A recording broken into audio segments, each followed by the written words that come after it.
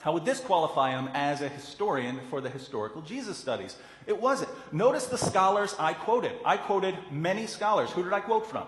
I quoted from world-renowned, non-Christian biblical scholars, New Testament scholars, and historical Jesus scholars, to show that even people who radically disagree with me at least agree with me on this point. He appeals to people who have no background in historical Jesus studies. He says that the idea came from Paul. The idea of Jesus' death came from Paul. So what in the world was Paul converting to? We know Paul converted to Christianity. So let me get this straight. You had Jesus followers going around preaching nothing. They just were going around preaching something. We have no clue what. Paul came in, converted to whatever it was they were preaching, and then convinced all of Jesus' disciples that he died on the cross with no evidence whatsoever. And then these people went out and were willing to die and be martyred for their claim that Jesus died on the cross, which Paul somehow tricked them into believing. Again, this is tough, and I would say, given the standard Muslim view, the most common Muslim view, you can't blame Paul. You have to blame God. God did this. God's the one who tricked everyone into believing this, not Paul. He appeals to Paul, where Paul says, I caught you by trickery. I would suggest reading this in context. Paul is sarcastic throughout there. Whenever people are constantly criticizing Paul, saying, you're just catching them by trickery, you're just doing this, you're doing that, and he says, and you crafty fellow, I just caught you by trickery. This is clear from the text. Paul uses this constantly. If you don't like sarcasm, then you probably won't like Paul, but Paul is extremely sarcastic in pretty much every book. He says, there's the Jewish mode of crucifixion, which is being hanged on a tree. This was the Jewish way of referring to crucifixion, and they use it interchangeably. They use being crucified with being hanged on a tree. And there's no problem here. There's no contradiction. The Romans that's completely consistent with the Romans taking the crossbar and putting it up on a tree for crucifixion. So I don't see the point here. He says we need to get to the heart of matter. Mark 14, Jesus prays for death to be taken away from him. Read a Bible. Is that what it says? Does it say, I pray for death to be taken away from me? Not at all. That was a misquotation. Jesus prays for this cup to be taken away from him. And according to Christianity, what was about to happen? Jesus was about to have all the sins of the world placed on him. That's what that's referring to. It has nothing to do with death. He refers to Hebrews 5:7, where it says that Jesus prayed to be for God to rescue him from death, and therefore this must mean, since it says his prayer was answered, that Jesus didn't die. Here's a principle I use. Never sacrifice the clear for the sake of the unclear. Saying that Jesus would be rescued from death can have two possible interpretations. One, that he would be rescued from dying, and two, that he would be rescued from death. He's died, now he's in death, and then he's going to be rescued from it. So there are two possible interpretations here, as there are from all of the other biblical examples of the text, including the sign of Jonah. There are multiple interpretations of these. He said, well, Jonah was alive. Great, but what was the point of the analogy? The analogy was, once Jonah goes into a fish, he's not coming out. He's not going out, but God miraculously brings him out. What's the sign of the resurrection? Once you go into death, you're not coming out. You're not coming out, but God miraculously brings him out. So this is open to multiple interpretations. So what do? If something is unclear? Well, you go to clear passages, and we have them over and over and over again.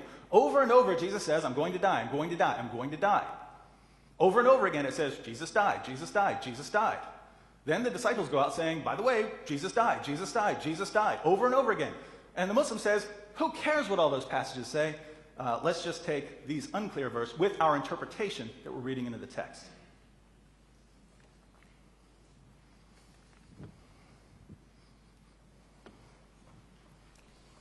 Now, Mr. Lewis has 10 minutes for his rebuttal period.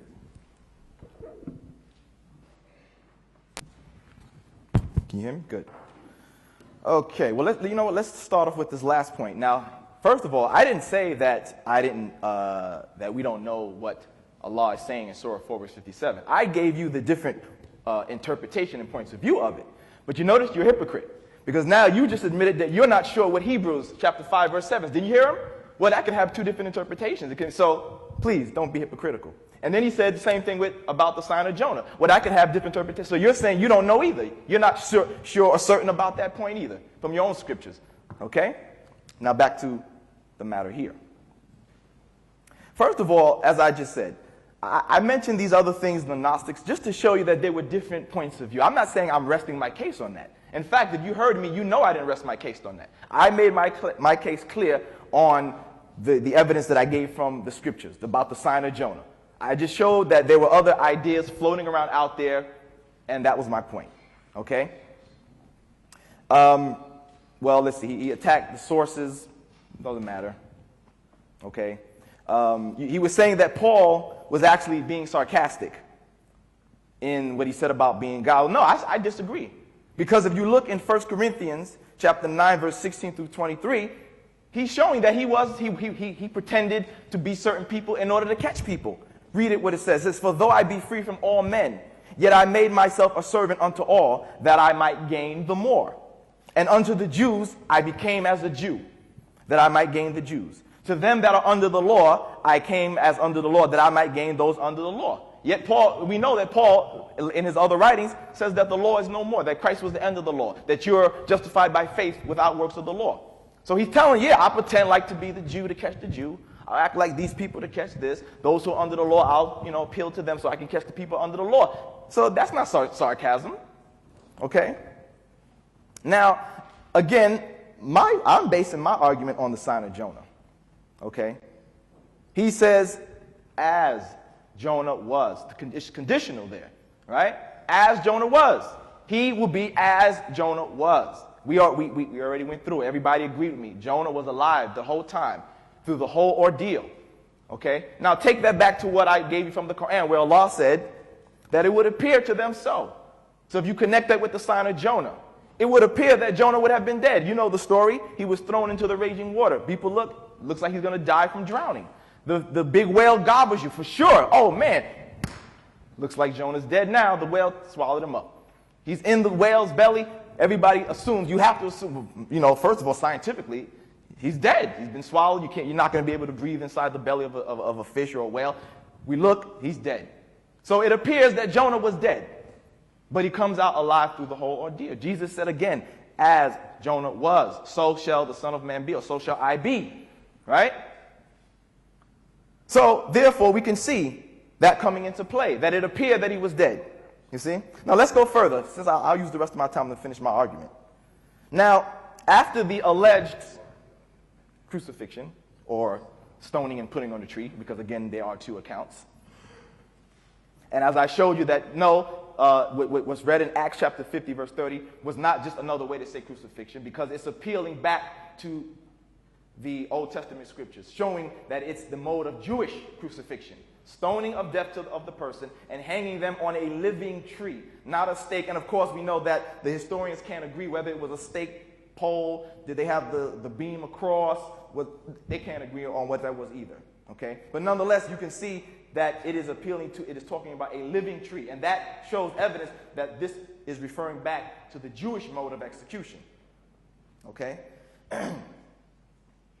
Now, another point, let me bring this up too, interesting too, is that when you look at Mark chapter 15, verse 43 through 45, you see that the Greek word is used here. And I'm reading from Michael Benjamin's The Jesus Papers. When Joseph of Arimathea comes and asks for Jesus' body. It's a special note here. It says, if we look at the original Greek text, we see an important point being made here. When Joseph asks Pilate for Jesus' body, the word for body that is used is soma. In Greek, this denotes a living body. When Pilate agrees that Joseph can take the body down from the cross, the word that is used is, excuse my pronunciation, patoma. It's a different spelling, okay? So we see that this means, this other word, patoma, or thoma, means a fallen body, a corpse or a carcass. In other words, the Greek text of Mark's gospel is making it clear that while Joseph is asking for the living body of Jesus, Pilate grants him what he believes to be the corpse. So it appears that whoever the writer of Mark, whoever wrote Mark, they don't know, they can't tell you exactly who wrote it, but whoever wrote it, it appears that the Jesus survival is revealed right there in the actual gospel itself, based on the word, because those words are clear. If Joseph was asking for a dead body, there's a clear Greek word that denotes a dead body, as I showed here. But the